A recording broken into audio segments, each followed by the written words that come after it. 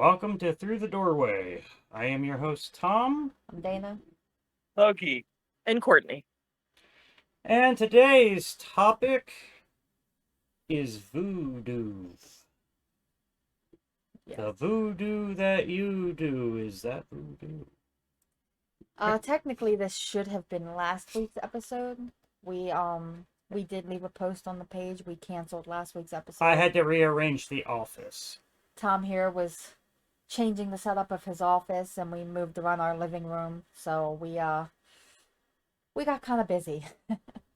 Might actually be getting a new piece of furniture from my uncle. Oh, yeah? Yeah.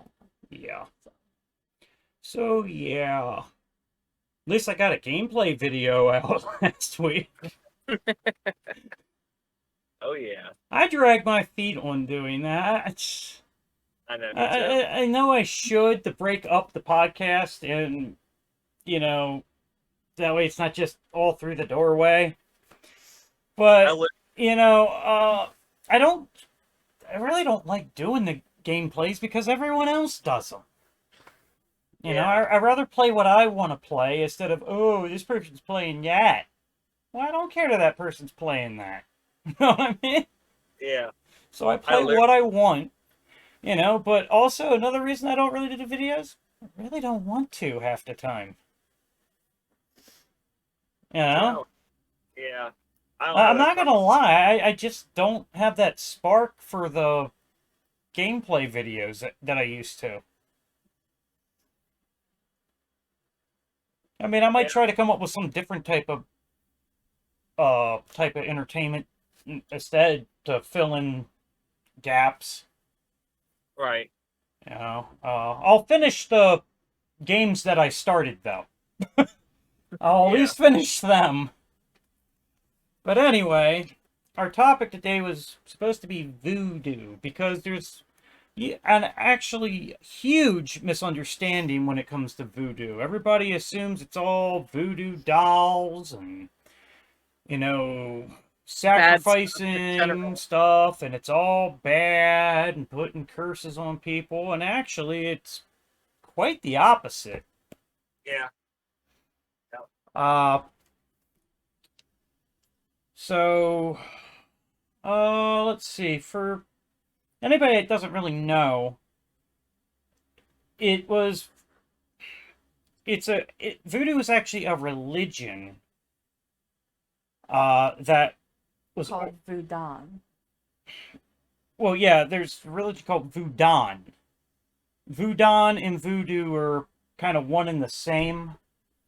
But it was originated in Haiti.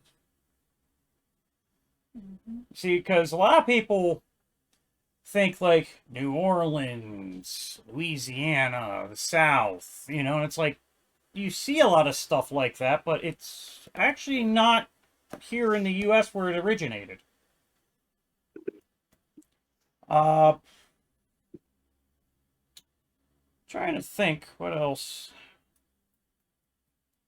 That's right. They're the ones that are, I guess you could say, most famous for zombies originally. Yeah. Right. But they're not the type of zombies that modern day people think of, the flesh eating, undead, Yeah. Not the one that should really be eating a Snickers instead of that guy's arm type deal. So what? Let's just go with this. And what is your interpretation of voodoo? Well, my interpretation of voodoo, since I am in the occult primarily, kind of knew that it wasn't what Hollywood and other people think it is. I learned about voodoo around like high school, maybe like 20s, 30s. And thought it was pretty cool actually. I thought I'd get into it, but Well, for me, The only things that I thought I knew about voodoo was bad stuff, voodoo dolls and like black magic type things and um stuff like that. I thought it was all bad. And it wasn't until I started researching that I was like, this stuff isn't bad at all. It's in a way beneficial. Well, just like with any type of religion and stuff like that, there's always good and bad. You know, there's always an opposing side. That's why, it's the beneficial part of it's really known as Voudon. I mean, the word voodoo nowadays has like a, I guess you can say it's been kind of twisted Yeah. in a way, But that's Yeah. just like with a lot of things, Wicca's been twisted, pagan's been twisted, True. Very true. So it's just another one of those things, that a lot of people are just kind of, what's the word for it? I guess you would just say uneducated about. I guess is the best word. They misinterpret it a lot of times because they don't know exactly what it is and what it's about. Mm. They take bits and pieces of what they hear and they basically form their own opinion about it. Right. Before I go any further, though, let me explain that where we've gotten our research from, we have it marked down as, is it livescience.com? Yes. Okay, livescience.com. Okay, let's see here.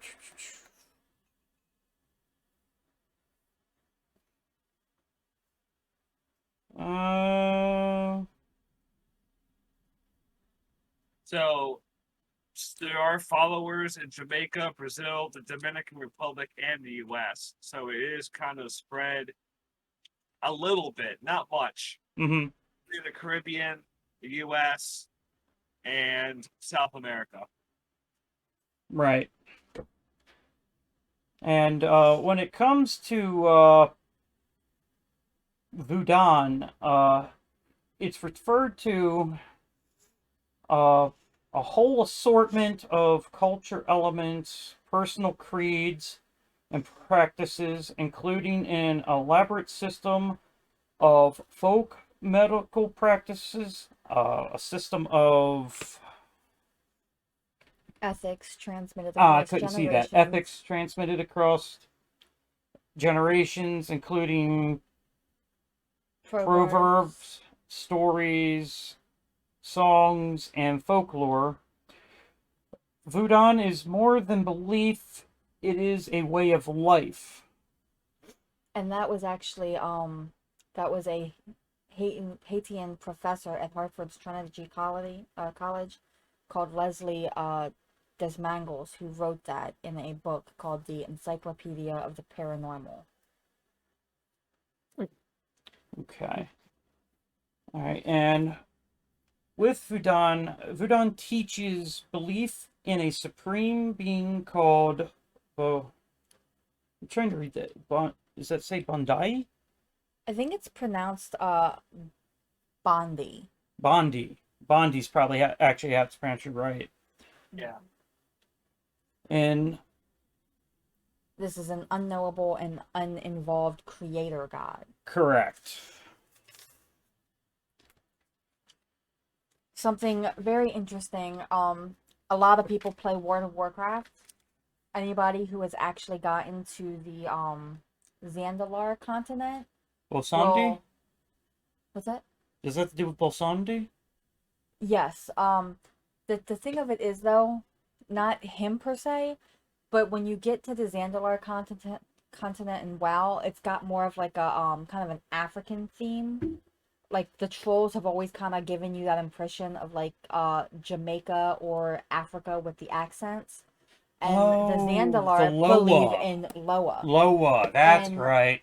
the Vodan believers worship spirits that they called Loa. And honestly, the more I learned about voodoo from this site, about learning about the Vodan, I actually believe that World of Warcraft probably did research on this and used it as the basis for that expansion.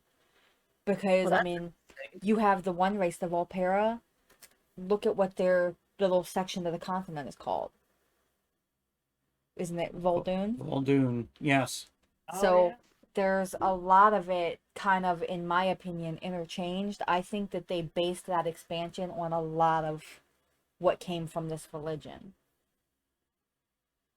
It's possible.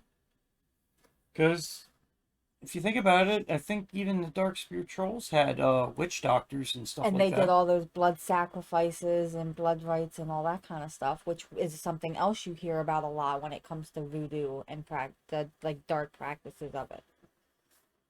So Now, the thing is, when it comes to the sacrifices, I think a lot of people mistake what's really going on there. The sacrifice, yes, it is an offering to the Loa, but at the same time, when they're doing this, they're also celebrating, and no part of the animal goes to waste. So they're not just sacrificing it and letting it rot. They sacrifice it, and then they'll actually cook that animal, you know, to feed people. yeah, now see in World of Warcraft, the lower that they have in there are basically worshipped as gods. In actual Vodan, the Loa were considered to be spirits that the believers in it worshipped, and they figured that each Loa or spirit was responsible for a specific domain or part of life.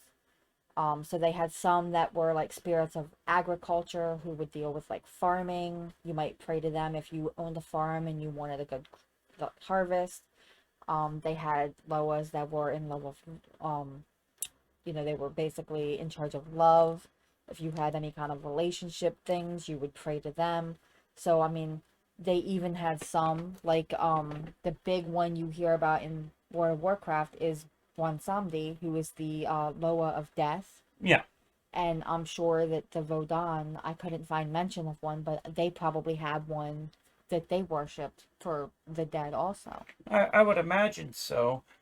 But another thing that's interesting too about their religion, unlike uh, like Christianity, Catholic, possession in those religions is like a bad thing because it's always a demon or the devil or something like that. Where in the religion of Voudon, uh, getting possessed is actually an honor because you're being possessed by one of the spirits. It's using you as a vessel Mm-hmm. during Yeah. these celebrations. And apparently it is an honor to be possessed by one of them because it's not a possession where they're going to hurt you. You know what I mean? Yeah. Yeah, So, everything I found says that the followers of Vodan, they believe in a like universal energy and a soul that can leave the body during dreams and spirit possessions. Um, and like Tom was just saying, especially in Christian theology, they consider it an act of evil, like Satan or demonic entities, trying to enter an unwilling vessel. The Vodan, however, it's desired for them to be possessed by the Loa, and usually there's ceremonies that are guided by like priests or priestesses. But they consider possession by the Loas, they consider it firsthand spiritual experience, and it's a way for them to connect with the spirit world, which a lot of religions don't. I mean, they might have mention of the spirit world here and there, but a lot of them don't actively try to connect with it, right. which is something that this one does that's different. Yeah.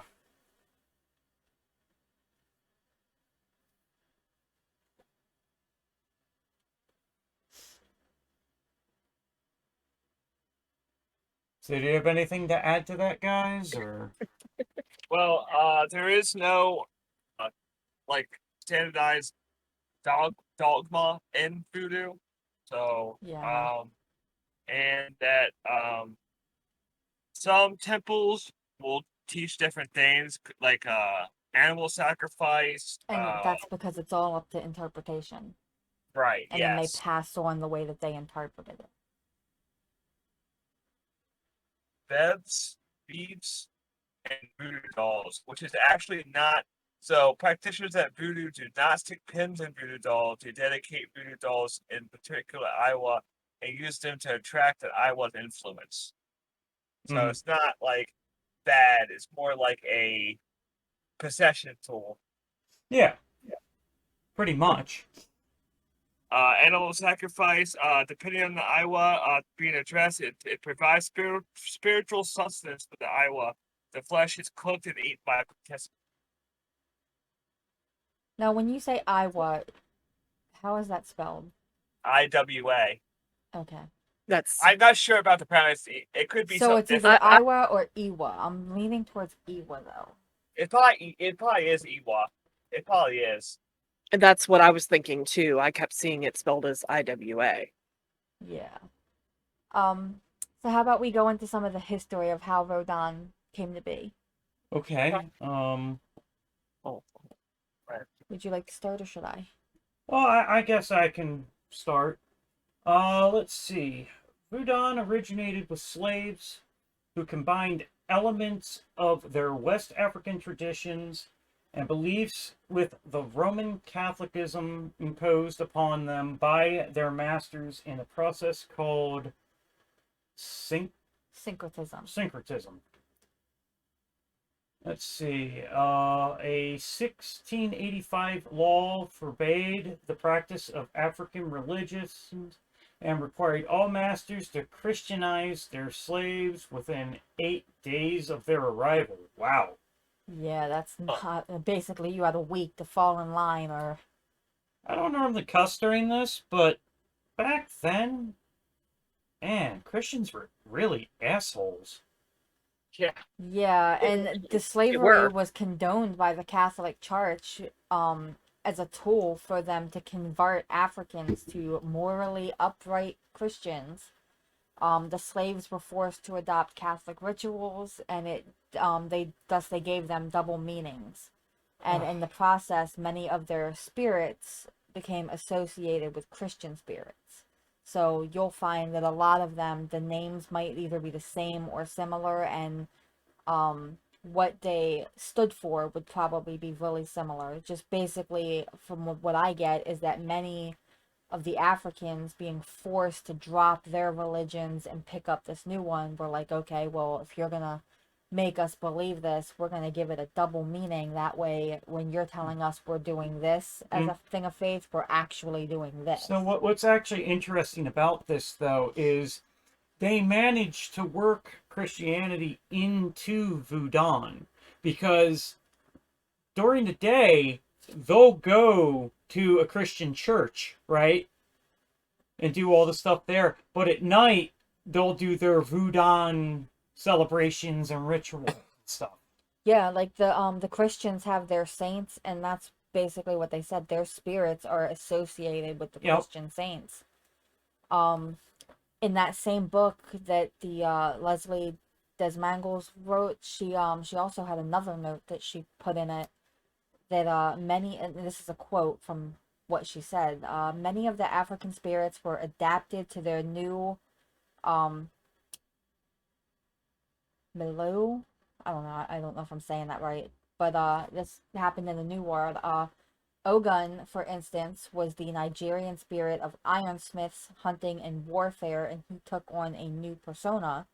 He became Ogo, the military leader who has led phalanxes into battle against oppression. In Haiti today, Ogo inspires many political revolutions that oust undesirable oppressive regimes. So basically, they took that god, they tweaked him a bit, but he still essentially has the same meaning. He's still, for the sound of it, sounds like he still stands for the same thing. Because I mean, like Ironsmith hunting warfare, and now here he's a military leader, so he's still hunting enemies, leading war efforts, dealing with weaponry. So he still essentially has the same meaning, in my opinion. Yeah. And it was just a way for them to kind of get one up. Voudon, the one religion that other religions couldn't destroy. Pretty much, yeah. You And know? it's because they hid it in plain sight. They adapted where they had to, and they gave everything a double meaning. And then once it became a non-issue, they dropped that double meaning, and then they just outright, went to what they didn't. They weren't like, oh, we're gonna fake practice Christianity or whatever, or Catholicism. Right. We're gonna just, this is exactly what, the way we interpret it, this is what we're gonna, believe, and what we're gonna pray and to, and all that kind of stuff. So, fun fact: the pagans did the same thing during in Europe during the Crusades and all that. Mm. They would Yeah. put their pagan gods in their churches, disguised as something else, so they can still worship them in secret. Right. And that's why you heard, especially during times where they didn't really let you practice your religions freely. It's why all these like secret churches popped up. They would meet somewhere. They would have like a secret room where they could all just gather and pray to whatever religion they belong to, and then they Right. basically went around their daily lives in the daylight pretending to be something different. Yeah, and even though, for instance, the Haitian slavery ended in early 1800s, right? Followers of Voudon were often still prosecuted by authorities who demonized their religion. Yep. That's sad. They actually had a book that came out in 1889, and it's titled Haiti, but they spelt it different. Instead of Haiti, it's Hayti. But Or it's also known as it's the Haiti, Black or Republic. the Black Republic, and I think that's because they originated in Africa, so they, of course, were like the very dark skin tone from that area. And I mean, it's the way nobody can control the way their skin tone is when they're born. Right, but with the but book, with the book, they falsely said stuff like that they attributed human sacrifices, cannibalism, and other atrocities to Voudon. yeah, so they spread a lot of fear of the religion with this book because they claimed, and I think that's where all the bad press of Voudon and Voodoo came from, started.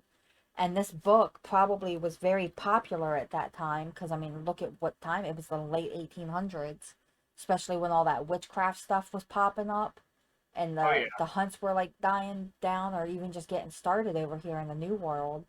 And so they would read this book, and a lot of them would like come to fear it because they'd be like, oh God, let's not run into them. And they probably put a lot of people to death who actually openly practiced Voudon because of their fear of what this book said that they were doing.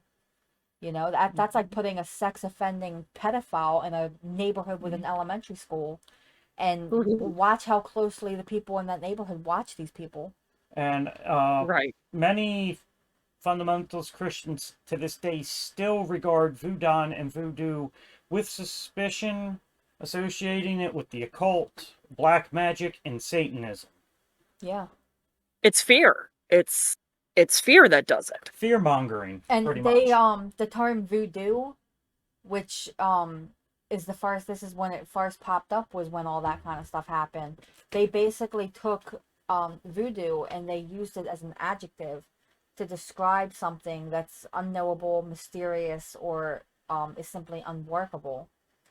And there's a guy in actually he was one of our presidents, George H.W. Bush, in 1980. He was apparently famous for disparaging Ronald Reagan's monetary policies as being voodoo economics.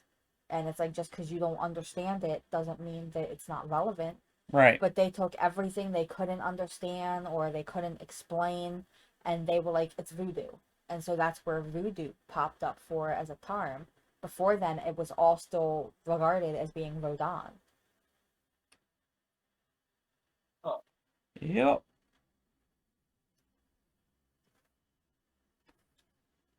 And it was once voodoo really became known. That's when they started the whole voodoo and zombie craze, where they would like insert those into being part of Voudon, even though technically it's really not.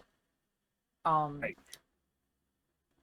the belief in zombies and animal sacrifices, it's all basically cannon fodder that countless television shows and movies have exploited. Um, Zombies are an especially good example of how a religious element can be taken out of context and become a global phenomenon. Because, according to the Oxford English Dictionary, the word zombie first appeared in English around 1810. So Oh, this was like early 1800s. And it was a historian named Robert Southley who mentioned it in his book called History of Brazil. And zombie was what they considered it. It was a non-familiar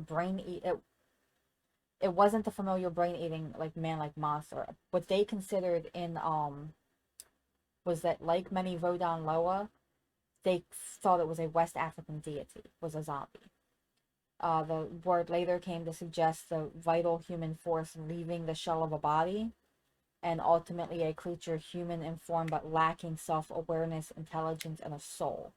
So they thought basically that all of your energy, your spirit, your soul, everything would leave a body, and what was left behind was basically a shell of you that operated basically on instinct but had no actual like knowledge or what could control you to make the decisions to do exactly what you wanted. Instead, it was like you had a preconceived instinct that the shell followed. And that was what they considered to be that's basically how it adapted into the whole monster form of zombies, like needing to eat brains or human flesh. mm, The original zombies from Haiti, they weren't villains, they were actually victims. And what they did was in Haiti, they said that zombies were people brought back from the dead. Sometimes they were controlled, sometimes not. But they were brought back through a magical means by priests. Sometimes the zombification was done as punishment. And so this would strike fear into those who believe they could be abused even after death, because you're going to think twice if because even if you think that, hey, if I get called, the worst that's going to happen is they're going to kill me. This was a belief then that that's not the worst thing that could happen, because even if they kill you, they could bring you back and still make you suffer. And so they would use it as a punishment, but often the zombies were said to have been used as slave labor on the island's farms and cane plantations. No evidence of the zombie-filled farms was ever found, though, so I'm not sure like whether that's fact or fiction. But it is interesting that they considered the zombification an actual punishment. And it does actually make a little bit of sense hearing how they think that zombies originally came to be.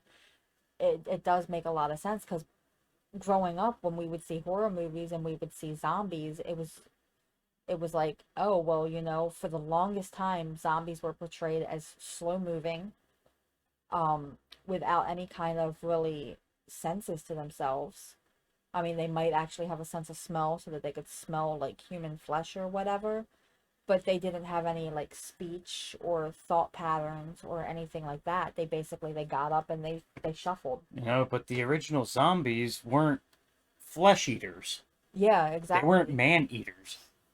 That's something that got twisted over time.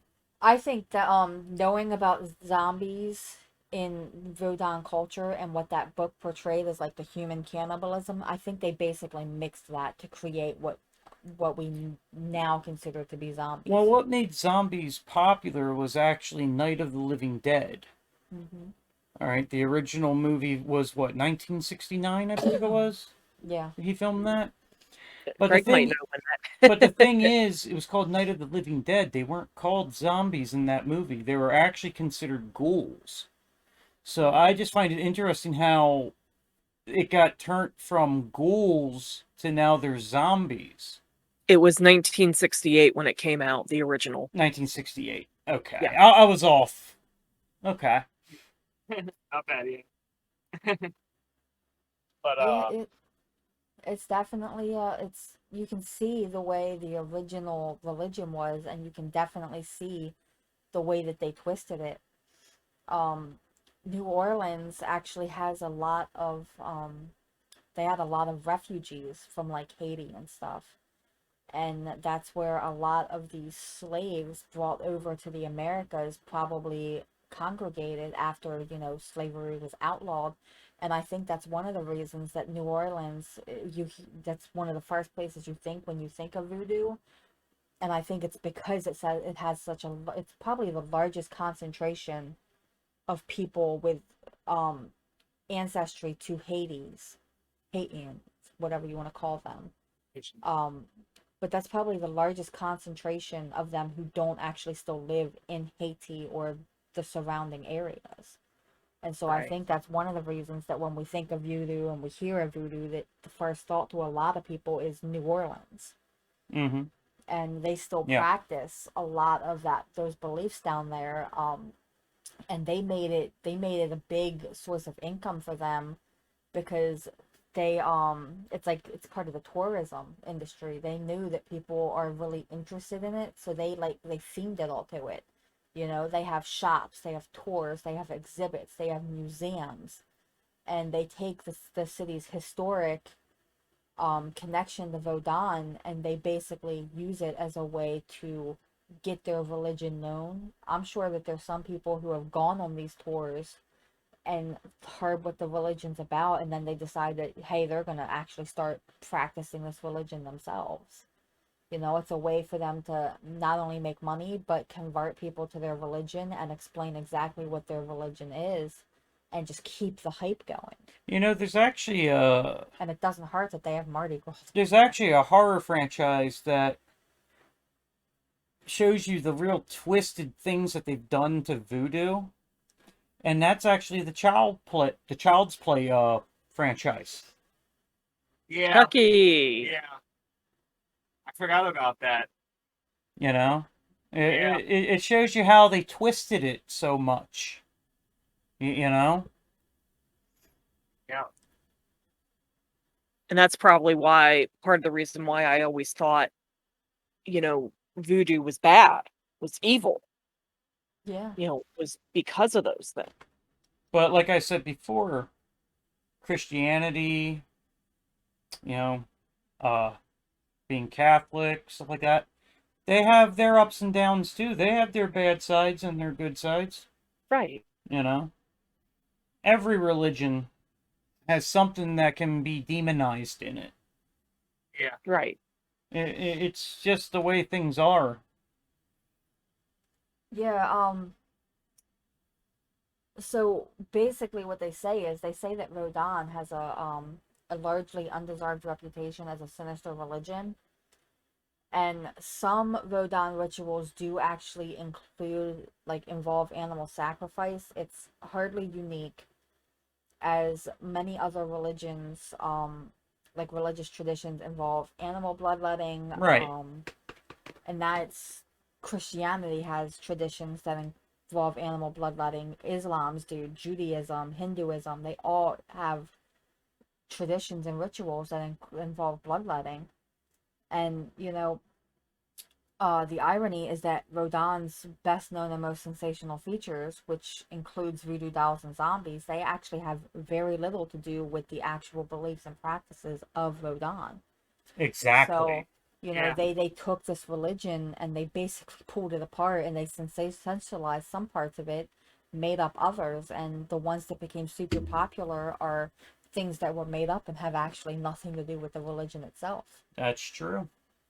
it was basically Hollywoodized Yeah. in a way. Basically, when you really get And- down to it. I think the correct term for it is bastardized. I think is what you That's said. what came to my It was mind. bastardized, Yeah. but Hollywood had a big hand in doing that. And just so people know, that's not a cuss word. That's actually a description. Yeah. It's just a old school description. I had never heard that term until you said it. So Really? really, I can't say that I'm showing my age because I'm younger than everybody here, I'm pretty sure. Yeah, baby of the actually, group. I think you are the youngest by 10 months. Yeah, I think so. By 10 months, yeah. Dang. 10 months and a day. Yep. I mean, I'm the oldest, just hitting 40 this past month. So Yeah, it's you, then Greg, I think, and then me, and then Tom here. I'm the baby of the group. Tom's the baby. God, I'll be 37 this year. I'll be 36. Hmm. Man, Yep. I wish I was 36. Yeah. Yeah, you But can't if go you- back with an age, my dear. But if you have my body, it's more like 55. No, like 36 going on 60. yeah, going 83. Well, that's actually all the information from the article that I found. I don't know if you guys have anything else you want to add, and then we can discuss some more. Yeah. Okay. So I have here that Voodoo includes views in philosophy, justice, religion, and medicine. Being its fundamental principle is that everything is spirit. They consider humans are spirits who live in the visible world, but the unseen world is populated by Iwa, which are spirits, uh, Misty, uh, which is mysteries, and Anvizib, Anvizib. What do you think that's? Emphasis. Oh God. Which means the Invisibles, Zanji, which are angels, and the spirits of ancestors and the recently deceased. The God of the Christian Bible is understood to be the creator of both the universe and the spirits, and that spirits were created by God to help him govern humanity and the natural world. So expounding on that, Voodoo is considered to be monotheistic. They have one guy, which is Bandai. But also, it's really like Bandai is seen as the ultimate source of power, and he's deemed to be responsible to maintain universal order, but he is very hands off with everything. So Mm-hmm. there's no reason for you to like pray to him or talk to him because he has no effect on anything. He's just kind of chilling there. yeah, he's a referee for this whole thing, I would assume. Essentially. Yeah. And that it's very much they very much equate Bandai with the Christian God, but they do not have an evil counterpart to that. Mm. You So know, there's no something interesting that I'm looking at real quick. You know what Voudon actually means? what? It means spirit. Oh, So the fact that they interpret their lowers as spirits, basically their entire religion is considered spirit. You know, Right, they're right, worshipping that's what I was spirits. getting from it.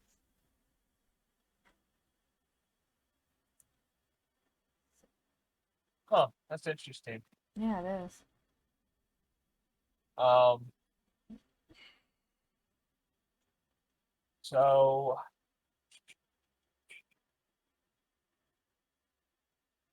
there's over 1,000 Iwa. There's a lot of them, and they're regarded as intermediaries to Bandai. Also having wisdom useful to humans. Um, and each Iwa has its own personality and is associated with actually specific colors, days of the week, and objects. So, um, they can either be loyal, or capricious to the people that they summon them. And they are even easily offended. For instance, if offered food that they dislike, and they will remove their protection or inflict misfortune, illness, or madness on an individual, depending. Wow, they're picky. Hmm. So, Well, you also got to think, a lot of people of the human race. yeah, true that. So why would a spirit be any different? Point taken. Well, think about this. Again, when it comes to Christianity and Catholic, beliefs, we're supposed to be made in the image of God. Yeah. All right? And this might sound wrong, but if we're made in the image of God, can we really trust God all the time? Do you get what I'm saying? You can't tell me God does not have a temper. You Yeah. know? You can't tell me God does not have a bad day. You see what I'm saying? Right. Because if we can have those days and we have those emotions and we're supposed to be made in the image of God, or in this case with them, we're supposed to be equal to spirits, right? We just live on a different plane of existence. Are they really that different, or are they one and the same? That's an interesting thought. No, I'm not dissing anybody's gods or beliefs or anything. I'm just saying, We when you we know say, you're not. I just want people to understand when they say we are made in the image of God, right? You got to take the good with the bad. You see what I'm Right. saying?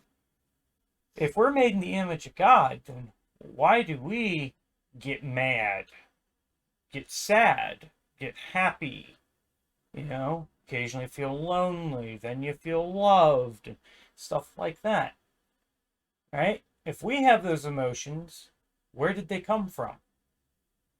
Yeah. Our creator. It's just something I'm pointing out, Right. This is true. because a lot of people don't like to do it, but in a way, like the Christian religion, Catholic religion, they do humanize God in a sense of Jesus. Yeah. Because Jesus was, in one of the religions, God's vessel. In the other version, he's actually just his son, Right. Yeah. but he took human form. So, I mean, think about that. Catholics humanize them a lot. Yeah. Yeah. So, I mean, and there Dude. are things in the Bible and stuff where something, I forget what it was off the top of my head, but it put Jesus into a rage to where he like pushed stuff over and stuff. I forget what it was off the top of my head. You got to remember, I can't memorize everything. But there was a story where something happens and he gets mad. So it really humanizes him, right? Right. Yeah. So, if the Son of God, from one perspective, can get mad, right?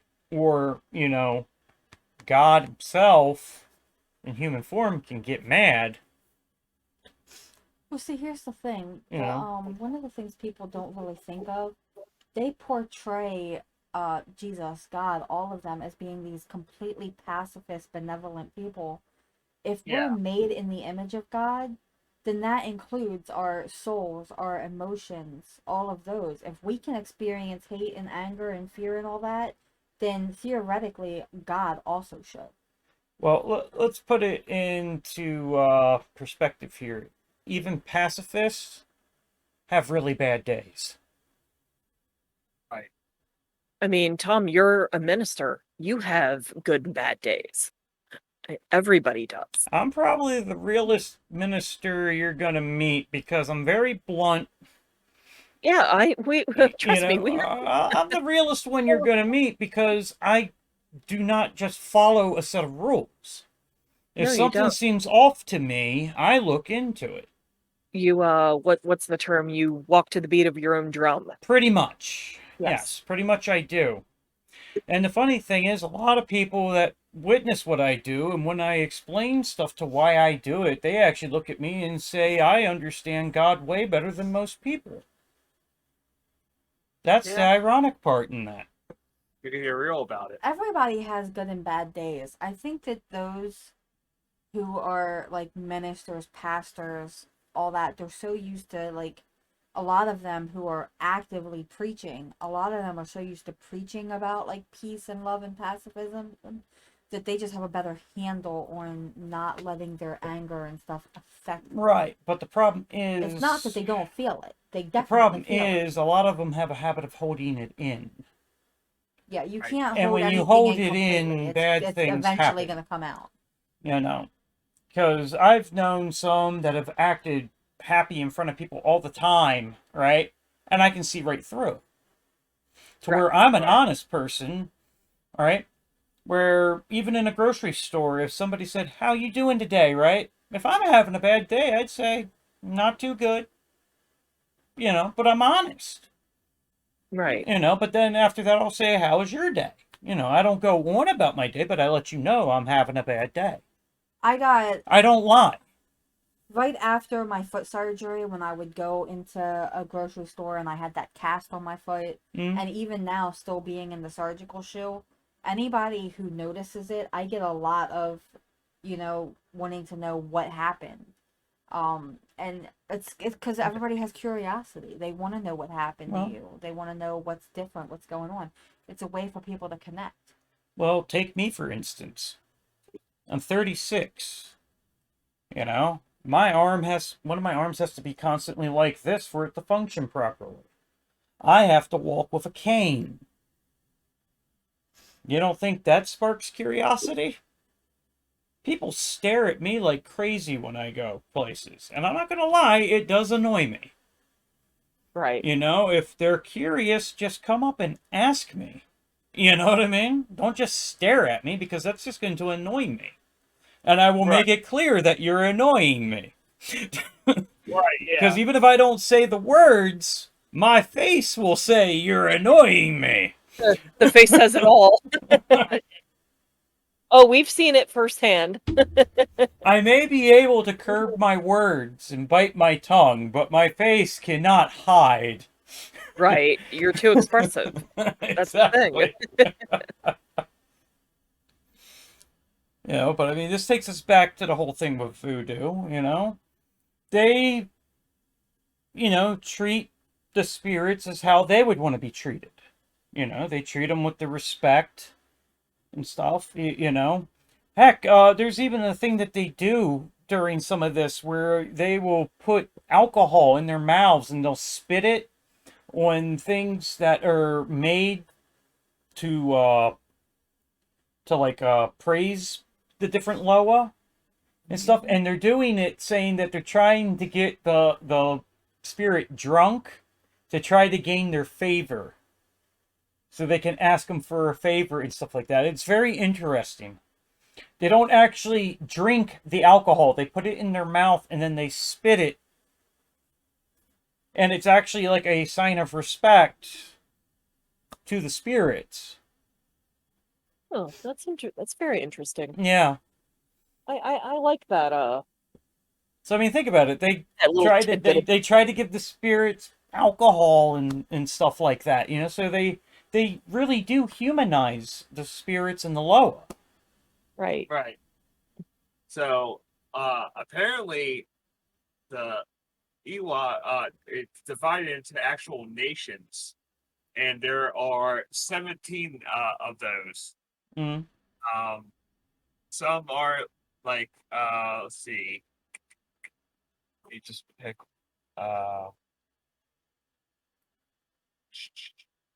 the term Uh, fan, fan, family or family is sometimes used synonymously with nation or autonomy as a subdivision of the latter category.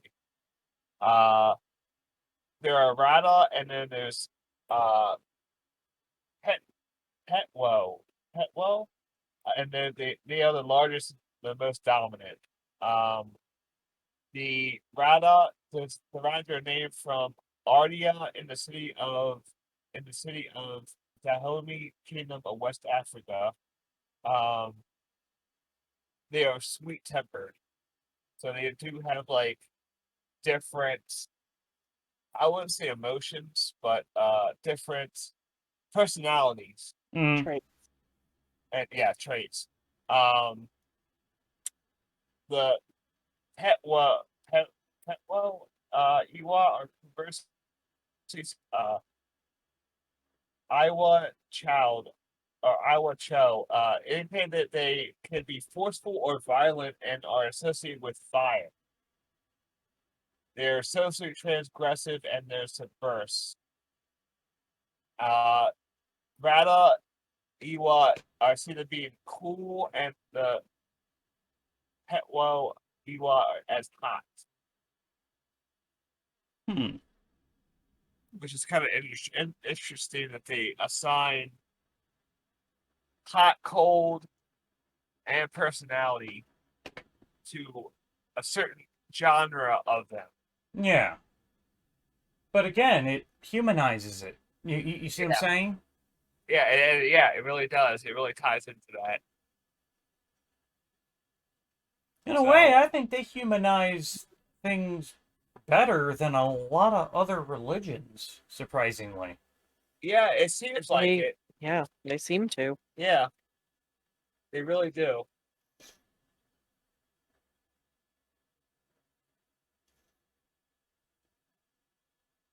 But then again, Voudon predates Christianity and a lot of other religions, This is true. you know?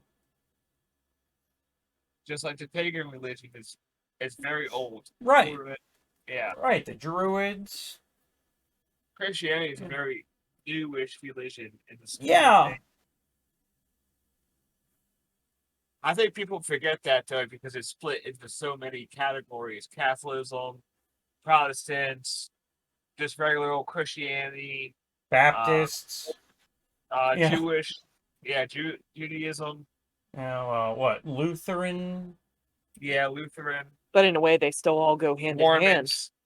Yeah, they all kind of go hand in hand in the long run. They just have they have differences here and there, Right. Right, you know? yeah. That's why a lot of them, you'll notice a lot of the like the saints and the beliefs of the religion itself, a lot of them overlap. Yeah. And it's the same thing like Yeah. when the people who practiced it were forced to conform. That's why they gave a lot of things double meanings. And it's the same thing with the other sub branches of the religion. It's basically one religion divided out into subcategories. But Each category renamed itself. what I think happened, it may sound kind of odd, but you see how I approach religion? Uh-huh. I think that's how these other branches were formed, is somebody went, I'm going to wing it, and follow what I believe and see if there's other people that believe the same way I do. Right. Just Right, like yeah. like I said before, I could open up my own church if I wanted to, right? And I bet you there's other people that are like-minded like me that think the same way I do. Hmm. I'm not going to say I'm right, but I'm not going to say I'm wrong either, because I got to have something right. You know what I mean? The Church of the Real. The Church of the Real. I like Church that. of Realism. So I told you that's what I would call it. I would call it the Church of Realism. Yeah. That's a good Because name. I'm not going to be this person that just sugarcoats everything, I'm very blunt with what I say, may sometimes when I'm blunt it's good, sometimes when I'm blunt it's bad, but it's honest. At least being blunt is honest. Because I'm giving you the raw deal. In other words, I'm giving you what I'm feeling at that moment. You see what I'm saying? Yeah. I'm not holding anything back. You get pure, is what it is. It's pure because I do not sugarcoat it. You know, I just Right. go with it. You know. And see, that's when it comes to something like that, and I'm sure I'm not the only one like this. At work, I would sometimes have other people go and tell management, "Oh, Dana said this about so and so or about me, whatever." And I've always, whenever I get pulled aside for something like that, I've always told people, if I don't like you, I'm gonna tell you to your face I don't like you. Maybe not on the sales floor, but I have no problem telling somebody I don't like them. And it's the same thing. Like I'm very real with people. I'm not gonna sugarcoat anything for you to not hurt your feelings. There's very No. few people I would sugarcoat something for, and that's children and those who are like, it's none of their business. And I just want to give them kind of like the bare minimum of what's going on. Right. But for instance, Dana's seen this firsthand. All right.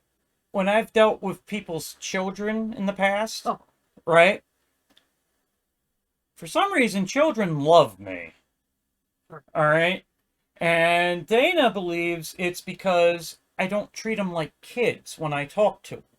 You treat them like Right. mini adults. You know, when they talk to me, I hold an actual conversation with them. Right. Yeah. You know, I ask the questions about stuff so I can figure out what they like, what they dislike, Some kids don't even get that from their own parents. Let's put it this way. Back when I worked for Under Armour, right, in the distribution place, I got an Under Armour hat that had like lightning on it. It was black and it has lightning on it. It's probably around here somewhere, but it's kind of worn out because I wore it so much. Yeah. And one of the kids that I used to interact with all the time, right, really liked my hat. So I got him one, but he liked blue. So I got him a blue hat that had lightning on it, right? And I gave it to him. Well, a few weeks after I gave it to him, his mother calls me, right, and says that he's playing right now and he's role playing that he's Uncle Tom. So he's role playing that he's me, right? So after a while, this, I thought it was funny, to be honest, because I'm thinking, who would want to role play me? You know what I mean? Well, they say imitation is the highest form of flattery. But He was inspired by you. here's what's even better: is the next time I see him, another one of our friends is there with her 3 children, right? They don't know who I am, right? And there's one that's like really shy that won't speak to anybody, right? Until the one boy that role plays me came up to me, right, and starts talking to Uncle Tom, right? Starts talking to me, and they're realizing how I'm talking to him.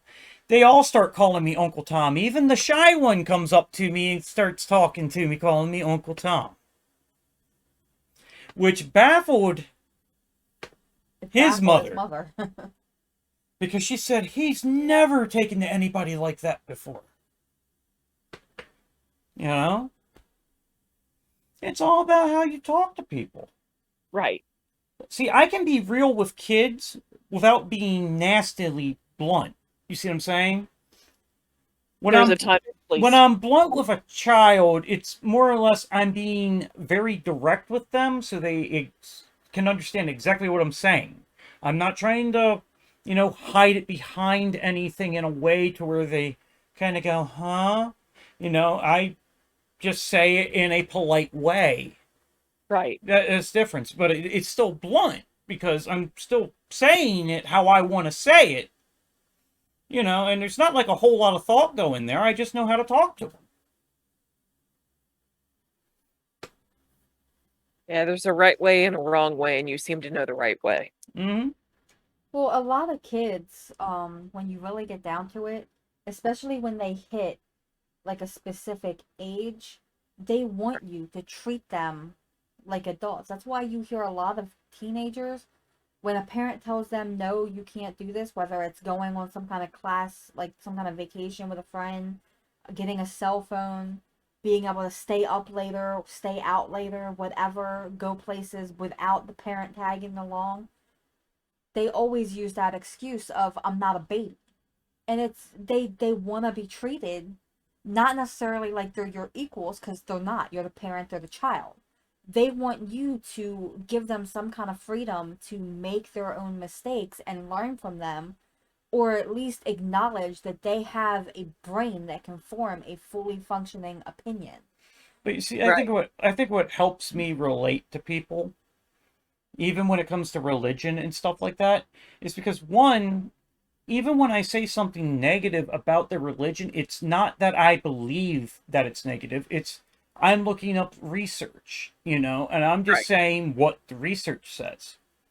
You know, that's all I'm saying. It's not my belief. But another thing you got to think of too when it comes to someone like me, all right, I had to grow up fast, Right. all right, Yeah, because of I did too. a lot of stuff with my mother, right? I had to grow up fast. So my childhood was, I guess, normal for a little while, and then after a while, it wasn't anymore. You know? Right. Yeah, I was raised by my grandparents, and with them being older, they had a lot of health scares that younger people just don't. Yeah. And, so you have to prepare for the eventuality of losing them before you normally would a parent. Yeah, I know all about that. But it's like when I look at voodoo or Voudon as the proper name, you know, as you see, I'm looking at it with respect. You see what I'm saying? Because I'm going to admit, I don't really know a whole lot about Voudon, Right. So I am treating it with as much respect as I can. I mean, yeah, I may crack a joke here or there, but I do that to every religion. I treat everything equally, you know? You should be able to You know, find a little humor in stuff. what's wrong? There's a. I freaked out. What's wrong? Hold on. Oh, he's wearing the hat. He's wearing the hat. Oh shit! Yeah, I forgot. That's I all was like, right. oh yeah. Right. That's all right. So what were you freaking out about? There's a stupid cicada. It freaking like flew at me. I was like, I freaked out. Get off me! Uh,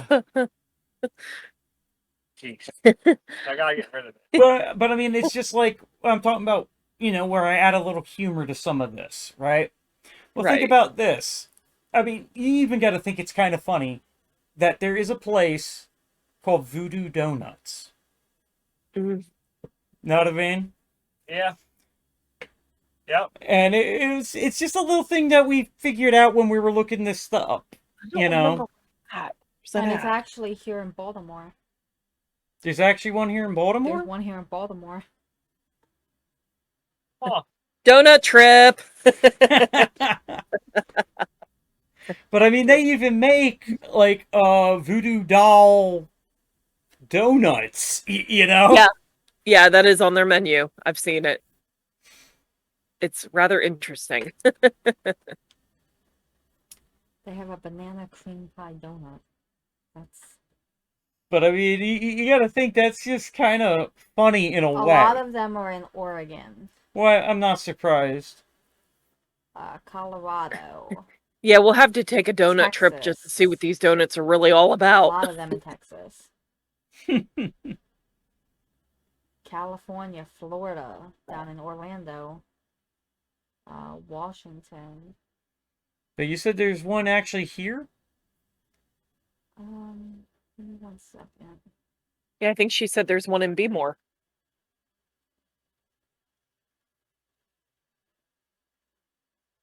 which isn't too far from us. So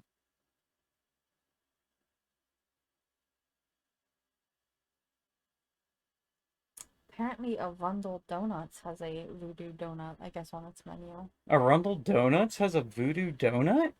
Came up in the Really? search. It's a pain getting anything from there because by 11 o'clock they close Yeah, by because they 11. run out that fast. They're isn't that the open donut from, shop down the street from me? Yes, right next to the McDonald's. They're Yeah. open Okay, from I thought 5:30 so. in the morning to 11:30 at night. So if you're not in there like before 7, 8 o'clock, you're not getting crap. Well, I think you meant to say 11:30 in the afternoon. From 5:30 to 11:30 in the morning. Yeah. If you're not there by like 8 o'clock, So they're only You're open for not- 6 hours. Jeez. Yeah, the donuts go fast there. The donuts They are do. pretty good. you've got people who are more than willing to get there an hour before they open to just line up so that they can make sure they get them when they're fresh and like as soon as the place opens. They have some of the best donuts in the county, if not the And best in I've the honestly county. never tried them, and they're right down the freaking road from me. They only take cash in there though. Yeah, they only take You cash. cannot use a bank That's card or a crappy. credit card. It's cash only. But it's kind Oh, of smart oh, because they smart. don't have to pay the fee for the credit card readers. But it's like usually when I leave to do those work party things and the sight-in days at the range, Mm-hmm. occasionally we stop there and pick up a bunch of the stuff for the guys. So, because you got to think we're usually one of the first ones down there. So, Yeah, I might have to get up early and go over there just to see what's. Oh, wait, I can't. I got no cash on me. God damn it. Hit an ATM. Yeah, might have to do that. So I've seen it in, like, when Greg's taking me to work. And actually, Yeah. that's perfect because you leave your house at about 5:30. Yeah, like 5:45. But I might. Are they open Sundays? They are open. If I remember right, it's every day of the week. they should be open every day of the week. Yeah, they're open 7 days a week from 5:30 a.m. to 11:30 a.m. Well, you got to think when I'm down the range, it's usually on a Sunday. So, It's probably best if you go on a day that you're not working, just in case the line is longer. Right. Because you don't want to go there and get in line and not be able to get what you want because you got to get to work. Right. But Yep. Yeah. they are definitely like probably the best donuts I've ever had in Anne Arundel County. All right, I'll have to check it out. Maybe I'll get up early in the morning and go. see, I didn't know they had a Voodoo donut, but I know there's an actual donut shop called Voodoo Donuts. Yeah, we You know. don't have one called Voodoo Donuts nearby, but apparently some of the places nearby have a Voodoo donut on their menu. And I think Oh. the one that looks like the Voodoo doll, I think they use, what is it, pretzel sticks or something that as like the pins or something. I would assume so. Yeah, I don't see one coming up for Baltimore. I think the closest one to here is in Washington, like DC. Yeah, they use pretzel sticks.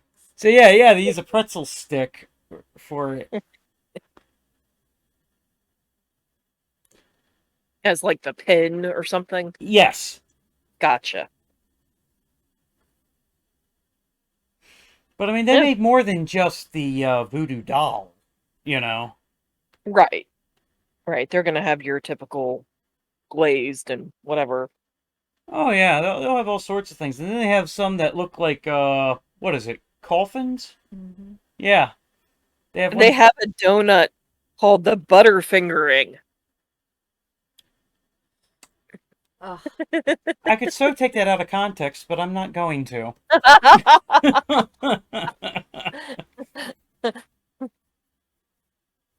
Oh, that's funny. They have one called the Raspberry Romeo. But But yeah, like I said, they don't just make the voodoo doll version of it. Like I said, there's one that's shaped like a coffin and Yeah, stuff there's like the that. voodoo. But that's at the actual Voodoo Donuts place. Gotcha. See, I don't know what the Voodoo Donut would be at Arundel Donuts. I don't know, but I don't apparently know. they sell them. Huh. Yep, there you go, honey, a banana cream pie donut. That sounds good. Oh my god, look at that one. Oh, that's cool. They have one called a mix-a-lot, which has like pretzel sticks, Mm, M&Ms, yeah, what looks like caramel. yeah, they make a lot of interesting ones. Huh. And they have one called Old Dirty Bastard. Oh, that's funny. Oh, there you go, Cap'n Crunch one. Voodoo Bubble. Anyway, Okay, You sorry. know why? You know why I'm not? I'm kind of surprised. That is as busy as like Arundel Mills is. That there's not a Voodoo Donuts over in that area. Because I mean, Right? they got a lot of restaurants that are linked to a lot of famous names. You know what I mean? Right. Over there, and it's like, but they don't have one of these. It's like that's so strange. It is kind of. Oh, wait, back. No, I don't see anything. You still worried about the cicada? Yeah, I can't find it. Gone now. You might have Yeah, scared it. Scared the hell out of it and it ran. Scared me. I was the one attacked here. Honey, you're like 3,000 times bigger than the dang cicada, okay? I don't care. It went to my face. Yeah, the cicada flew in his face with a knife, going, "I'm gonna cut you so bad that you wish I don't cut you so bad." Right? I'm going to kill you! Exactly what it said, and it flew at me. Yeah, sure it did. Training order. You'll have to make a voodoo doll of it, and Oh, that'll get you back, you little. oh, Oh. oh. So what's this we got here? Some info on the voodoo doll? Mm-hmm. You want me to send it to you, or Let me see what we got here. because that's a smaller screen? Yeah, I know, and it's kind of blocking the camera a little. You Just, have just put it off to the side there a little bit. voodoo dolls. Let's see. The term voodoo doll commonly describes an effigy into which pins are inserted. Such practices are found in various forms in the magical traditions of many cultures around the world. Although the use of the term voodoo implies that the practice is linked to the The Haitian Haitian voodoo or the Louisiana voodoo, it is not prominent in either. I was curious where the whole voodoo doll thing came from. Yeah, I'm not exactly sure where it came from, though. It still doesn't say where it came from. Yeah, we couldn't find anything on that either. Yeah, not much. Like I said, it was probably Hollywoodized A in lot. some aspect. Yeah. You know, somebody had the great idea, let's make this evil doll. Well, they made Chucky. Right? He's not a voodoo doll, but they put voodoo in it, in the movie. Right. Even though it's Voudon. I don't get it.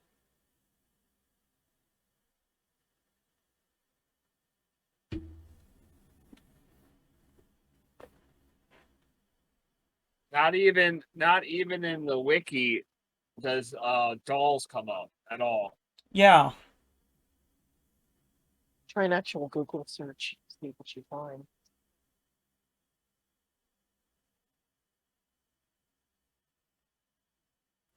I mean, originally it wasn't the doll, it wasn't probably called a voodoo doll, but they used dolls in a form of help with like possession or something like that. Like the spirit could possess the doll or something like that. Well, you know what's interesting? Voodoo dolls originally were mostly made of straw, right? I believe so. Because not just the Japanese, but even some of the Chinese, they had what they called straw effigy dolls. Yeah. And I think that that might actually be where voodoo dolls originated from, because they were a type of, like, I think they were a type of hitagata, and Yeah, that's what I was about to say. basically whatever happened to the doll would happen to the The person. person. And so I think that's where the whole premise of if you stick a pin in a voodoo doll or whatever, it happens to the person. It's basically it's a hitagata. Yeah, Hitagata. That's actually what I was about to say. Is it sounds like a Hitagata. And long ago, they would have statues with like pregnant women, like with just like really big bellies, to promote fertility, Right.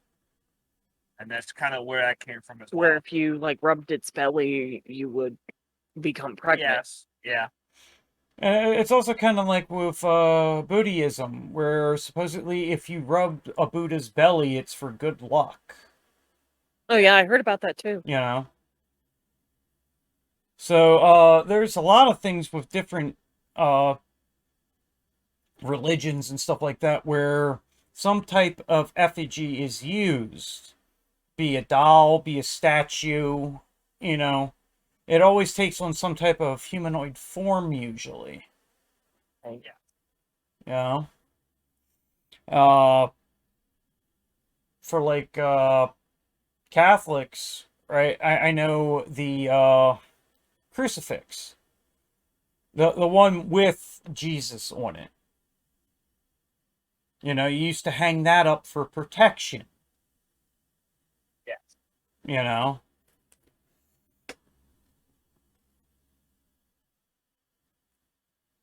So it says the link between this magical practice and voodoo was established through the presentation of the latter in Western popular culture during the first half of the 20th century. In this myth of this magical practice being closely linked to voodoo and voodoo, VODOU, was promoted as a part of the wider negative description of blacks in the Afro-Caribbean religions practiced in the United States. So it started with 1933's book Black Baghdad, The Arabian Nights Adventures of a Marine Captain in Haiti. He described a Haitian prisoner sticking pins into an effigy to induce illness.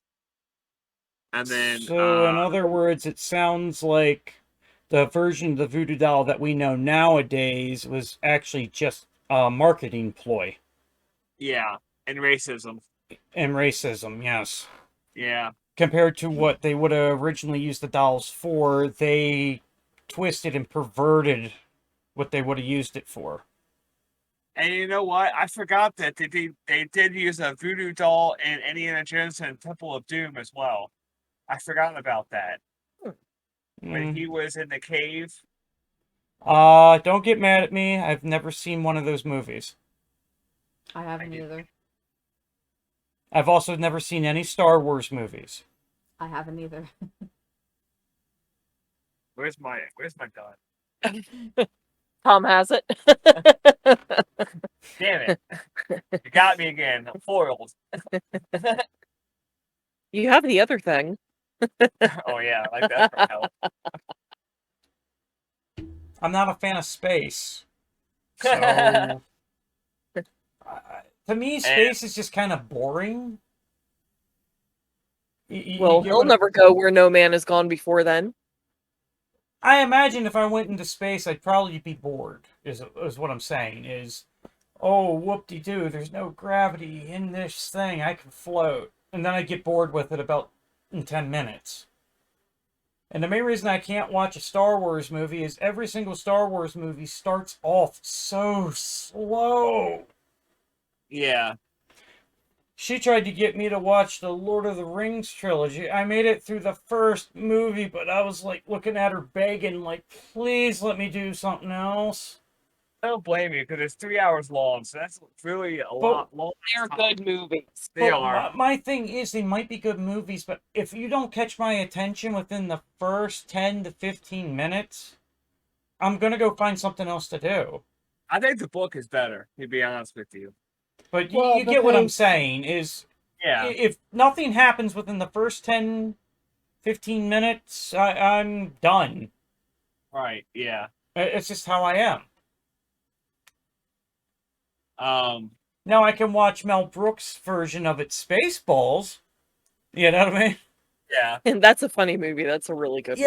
Yeah, I can watch that, but it's also like with a lot of the Indiana Jones things, it doesn't start off with him on an adventure right away. It's he's back in civilization, doing this and that, and it's like, I like things that like just jump right in.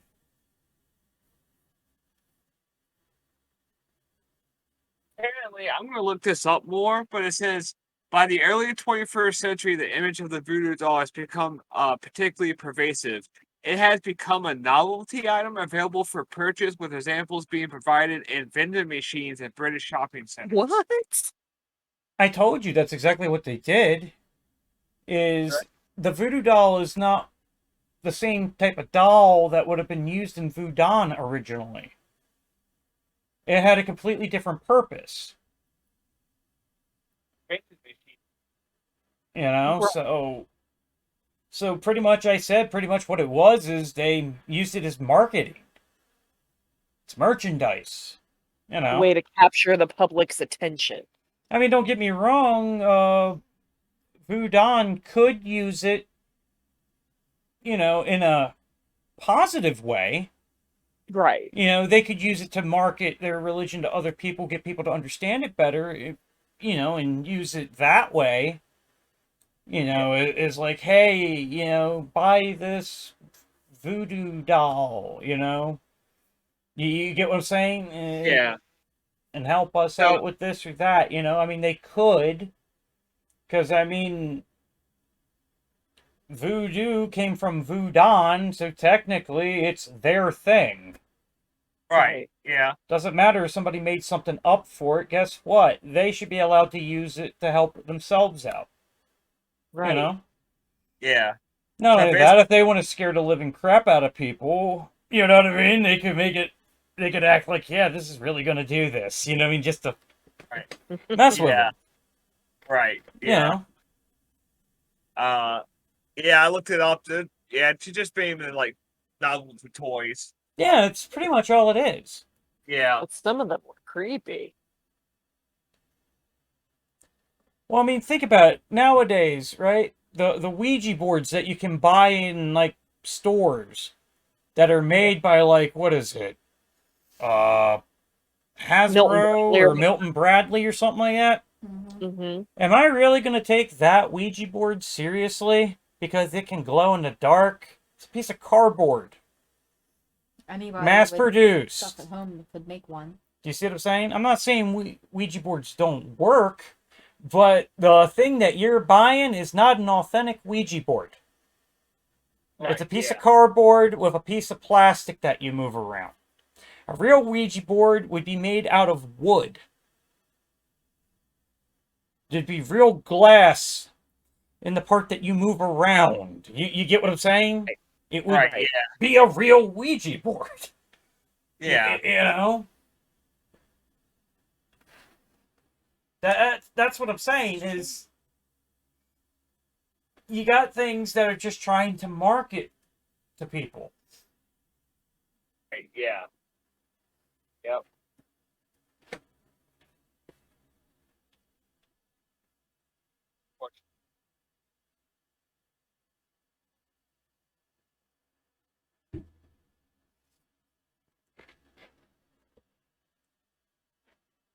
Well, that's an interesting one, but that's not authentic. What's going on there?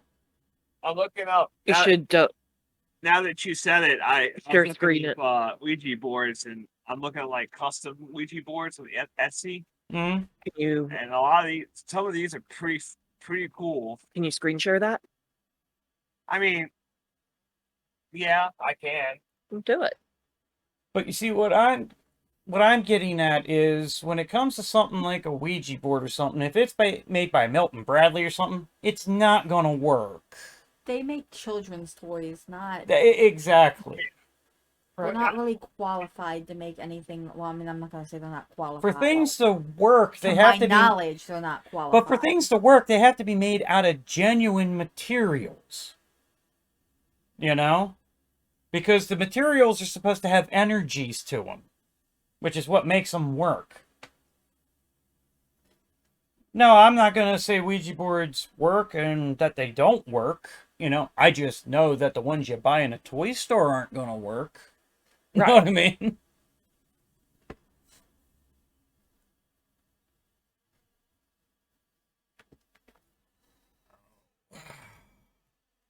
So remember, this isn't going to show up well. Yeah, I know. I mean, it's not mud. It's just a picture. It's so cool looking. I mean, yeah, it's neat looking, but I mean, I don't think it would work. I don't think it is. I think it's No. more for, It's more novelty. show. Yeah, I think it's more Decoration. novelty. Yeah. Because I'm pretty sure, like I said, real ones are made out of, I think, like a certain type of wood or something like that. Yeah. And I forget what the piece that moves is called, but I know that's either crystal in it or glass. It definitely isn't plastic, and it doesn't glow in the dark. Right. Yeah. Yeah. More likely glass. Would You be know? my guess. I mean, that's the only point I'm trying to make is, you know, people buy these things, and then they think they're going to work. That's like the thing of going in the bathroom and seeing Bloody Mary in the mirror so many times. 3 times, I think it is. Something like that. You know? People swear it works, but you got to remember, your eyes are adjusting when you're in there in the dark. So Right. when they're adjusting, things may move around a little bit because your eyes are adjusting. Right. Yeah. You know?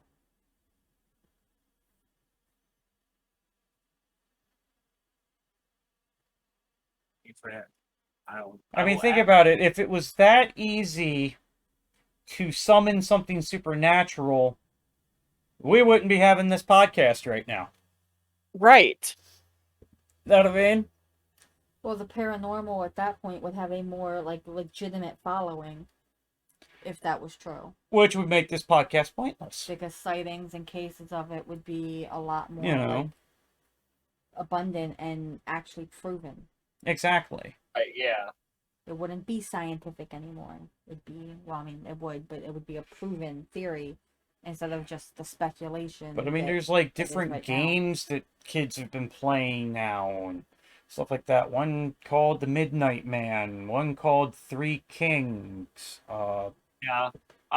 the Charlie thing. Lions and Feathers Stiff as a Board. That's an old one. But the Charlie thing with the pencils, Yeah. with the yeah. yes and no. Yeah. Yeah. It's just a gimmick.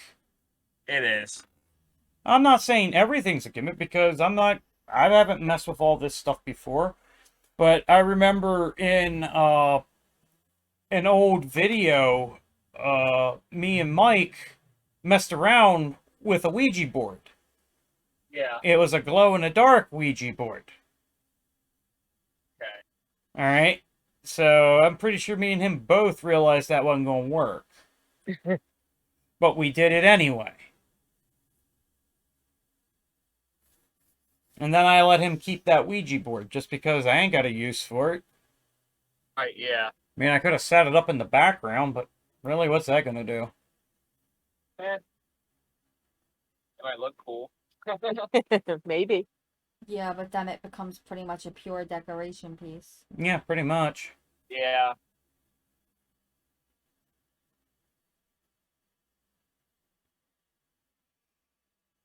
But I mean, I think you could even buy a voodoo doll in Spencer's. Probably. Oh, really? I wouldn't be surprised. We might That- have to go to Spencer's just to see if that's true. That's what I'm saying. Some of this stuff you can find in Spencer's of all places. Maybe Hot Topic as well. Who knows? Yeah.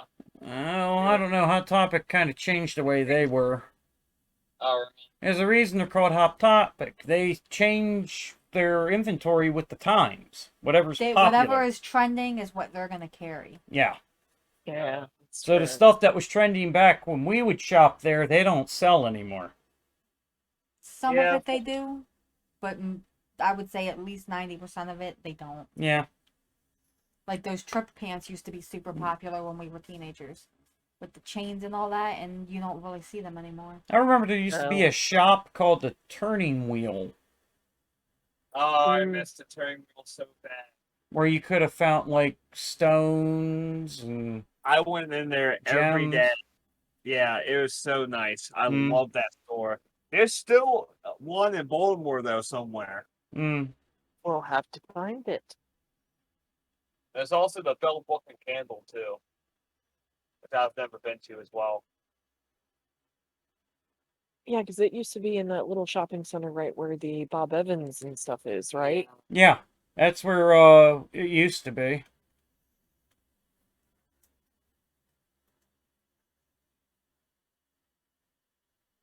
Yeah, I like the first one we looked at better. Yeah, no, this is just a decoration with LED lights on it. So, All right, I'll stop. Yeah, but you see, I may be an ordained minister and all, but I'm an open-minded minister. right. Right, You- yeah. You see what I'm saying? I'm not going to disprove things unless I know for a fact they don't work. And when something's made by a toy company, it ain't gonna work. So And half the speaking of- time, it always has some assembly required. Yeah. So speaking of animal sacrifices and voodoo dolls, the other one is called Veves, Veves, and its rituals commonly involve the drawing of certain symbols known as Veves or Veves or something with cornmeal or other powder. And Mm. each Iwa has its own symbol, and some have multiple symbols associated with them. Hmm. So there's also that. That's the only thing I could really find. Interesting.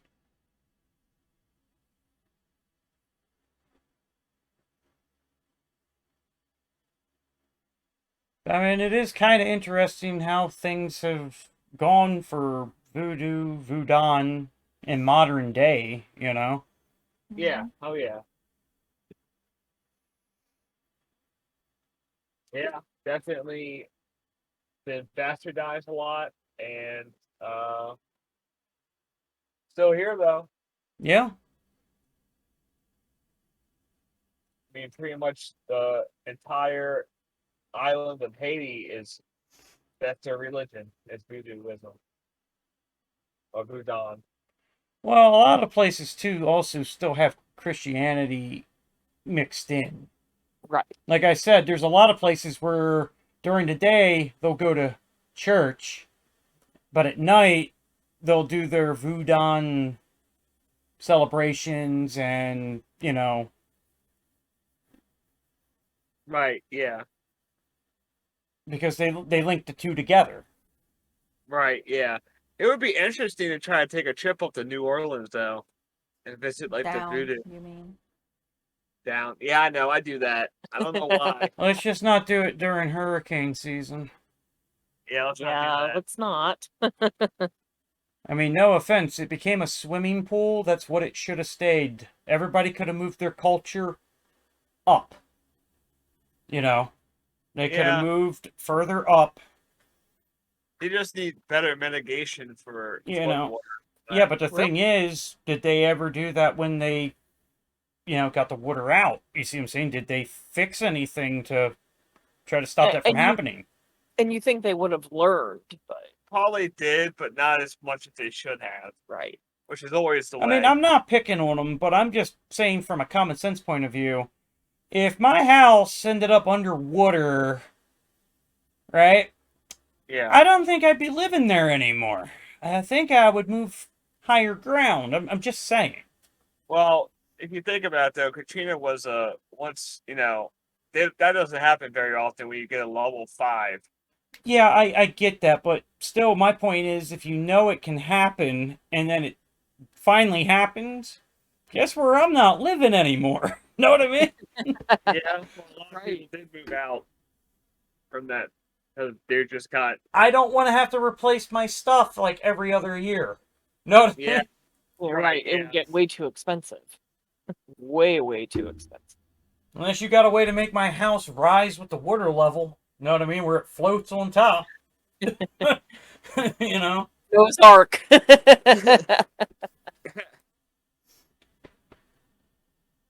Oh yeah.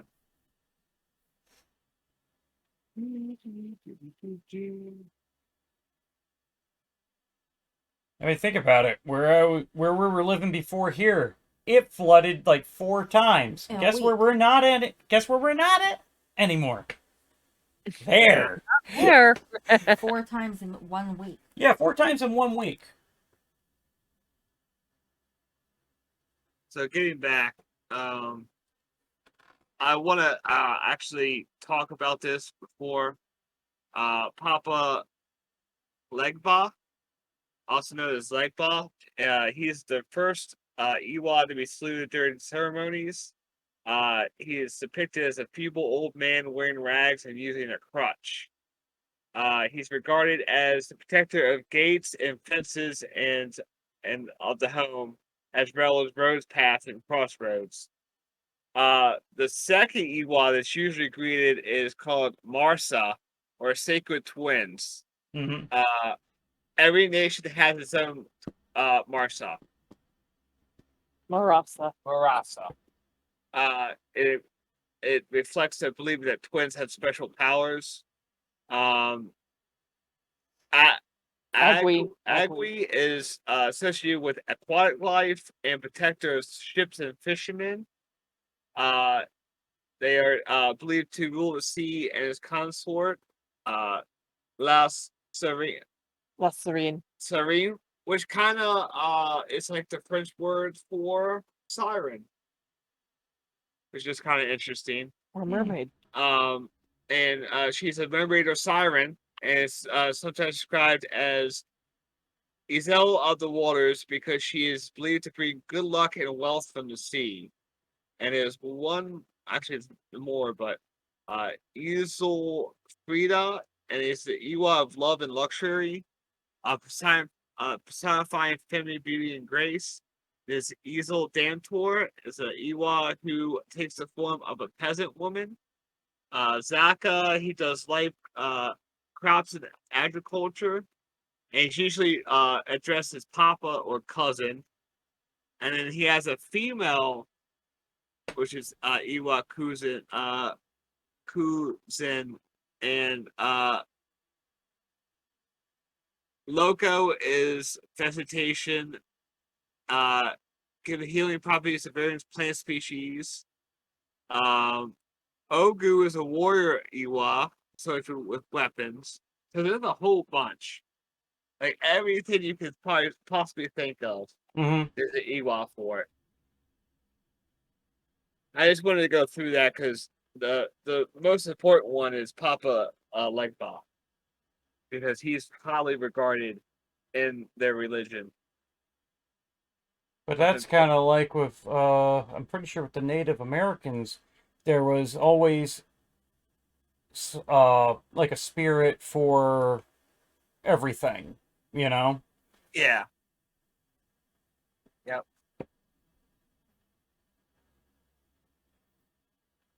But it also explains more why they try to humanize spirits in Loa, you know?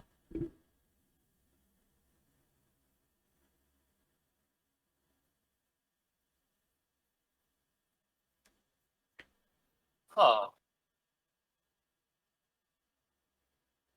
Well, this kind of goes hand in hand under soul. Yes. Voodoo, sorry, holds the Bondi created humanity in his image, fashioning humans out of water and clay. It teaches the existence of a spirit or soul, which is divided in 2 parts. One of these is the Banage, or good angel, and it is understood as the concise that it allows an individual to engage in self-reflection and self-criticism.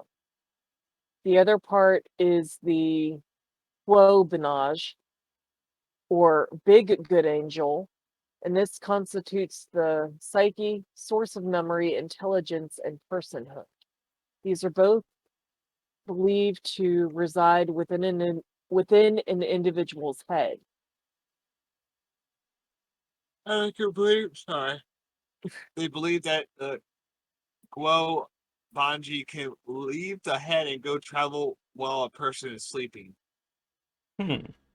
So this is interesting as well. At bodily death, the Guo Banji join the Genin or ancestral spirits, while the Tai Banji sent to the afterlife to face judgment before Bandai. This idea of judgment before Bandai is more common in urban areas, having been influenced by Roman Catholicism, while in the Haitian mountains it is more common for Voodoos to believe that the Tai Banji dissolve into the navel of the earth 9 days after death. It is believed that the Guo Banji stays in Ganon for a year and a day before being absorbed into the family of the Gede, Gede. And Ganon is often identified as being located beneath the sea, under the earth, or above the sky. Hmm. Voodooists believe that the dead continue to participate in the human affairs, requiring sacrifices. It does not teach the existence of any afterlife realm akin to the Christian ideas of heaven and hell. Rather, in Voodoo, the spirits of the dead are believed to often complain that their own realm is cold and damp and that they suffer from hunger. So it'd be a realm that I'd actually be comfortable in. Yeah. Because I like cold. I would not like it. No, you like warmth. There was a version warm, you would definitely go for that one. I could take one.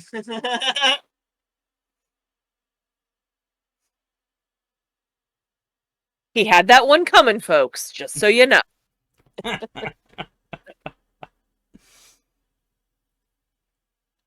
Oh, man. It's actually quite a lot about voodoo, voodon, you know? Yeah, oh yeah. Well, here's something else. Spiritual possession plays an important role in Afro-Haitian religion, as well as many other religions throughout the world. During religious rites, believers will sometimes fall into a trance-like state in which they may eat and drink, dance, give advice inspired by the supernatural, or perform special physical feats or medical cures. These acts exhibit the presence of a spirit within the possessed person. Hmm. So let's hope if any of us is ever possessed, it's for the good of humanity. Yeah, there's a lot of stuff on Voodoo. I never knew that it really came from Haiti as like a source. Yeah. Oh, I'm sure there's a lot more. I'm pretty sure we've only, like, scratched the top. You know what I mean? Right. Right. Oh, yeah. We haven't made it through the top surface in yet. Right. Yeah, it's definitely. I mean, it's changed my view on voodoo. Definitely. I mean, and like Tom said earlier, there is some negative stuff about it, but it's mostly positive. As Which is with most usually, things. yeah, Right. usually how it goes. Mm.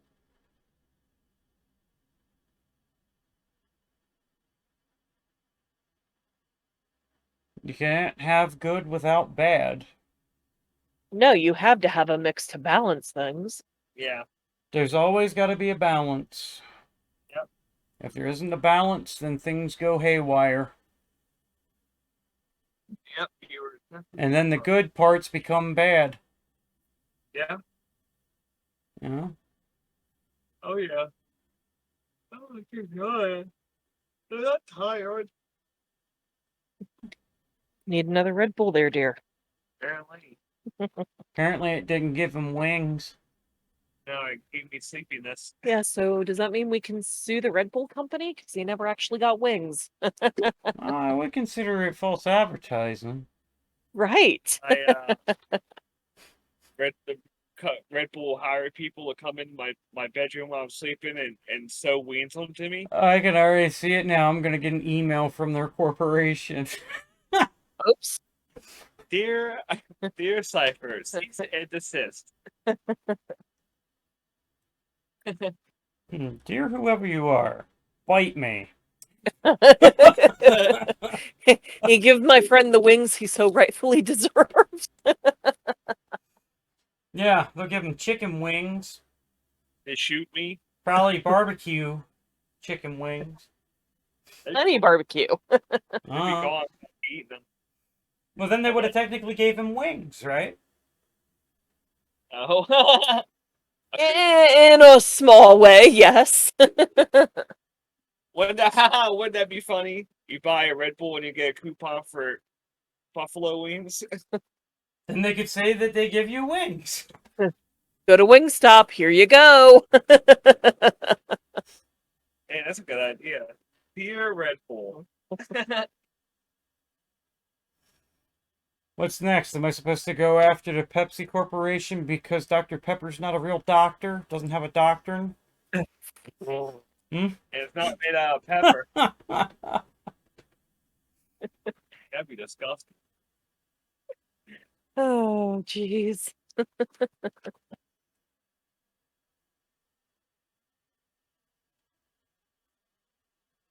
Oh, goodness. Go after Taco Bell because there's no real bell and it's not made out of taco. Right? There should be like a giant bell that rings once you open the door. That'd be fucking. I honestly feel their logo should look like a taco shell, like, but, you know, like textured, but still be the bell. But it actually looked like a taco shell. Like it's made out of taco shells. An interesting idea. Taco Bell. Right? What would be the thing in the middle? I don't know. A beef stick? I don't know. Guacamole's made out of avocado. They could always put an avocado there. There you go. Put a cow for the cheese and the beef. Yeah, it is kind of hard to catch the Chick-fil-A mascot.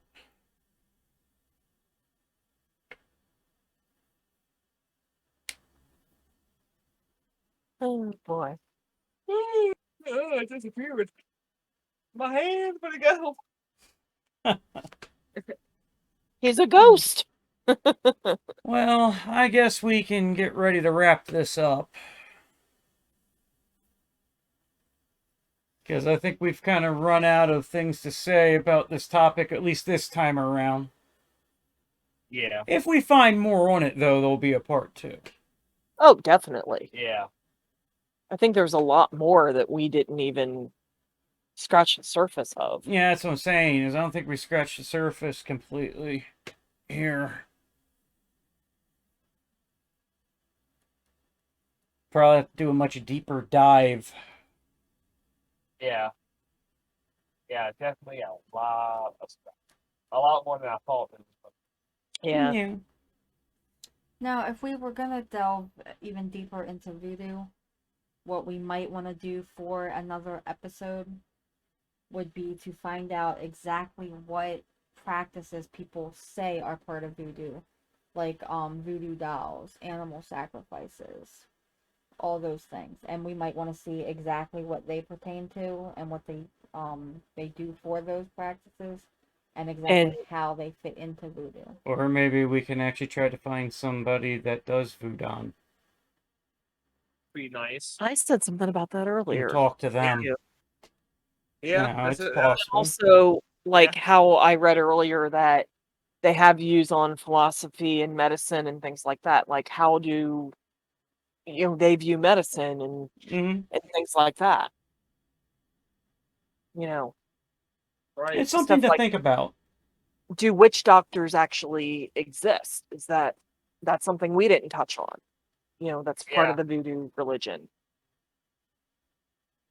Yeah. So, like I said, there'll probably be a part 2 to this eventually. Yeah. Oh yeah. So, so like I said, I guess we'll wrap this up here. So, for anybody who's been watching, uh, thank you for watching or listening, whichever. There'll most likely be a part 2 to this in the future. Don't know when yet, but we'll figure it out. And also, I'll try to get some type of content out between podcasts. That way we can break up the podcast a little bit. Get some different things uploaded. I don't know what to do yet, so that might not happen for a while because I'm not really a huge fan of doing the gameplays anymore. I mean, I'm just being honest. Yeah. And besides, why should I have to do gameplays when you got millions of other people playing the same stuff anyway? That's true. I, on the other hand, will get content out. I've been working on a video for 2 weeks. I swear I'll get it out. But I mean, I'm gonna finish some of the stuff that I left unfinished. That way we can close that, chapter. And just move on to the podcast and doing something else in between. Yeah. Right. Yeah. And in case you're wondering why I'm kind of like this, is my health isn't always the greatest, so I have more bad days than good days, and it's kind of hard to force myself to do something when I'm just really not up to it. Right. Yeah. Right. So I guess until next time, we will see you through the doorway. See you later. Bye. Bye, guys.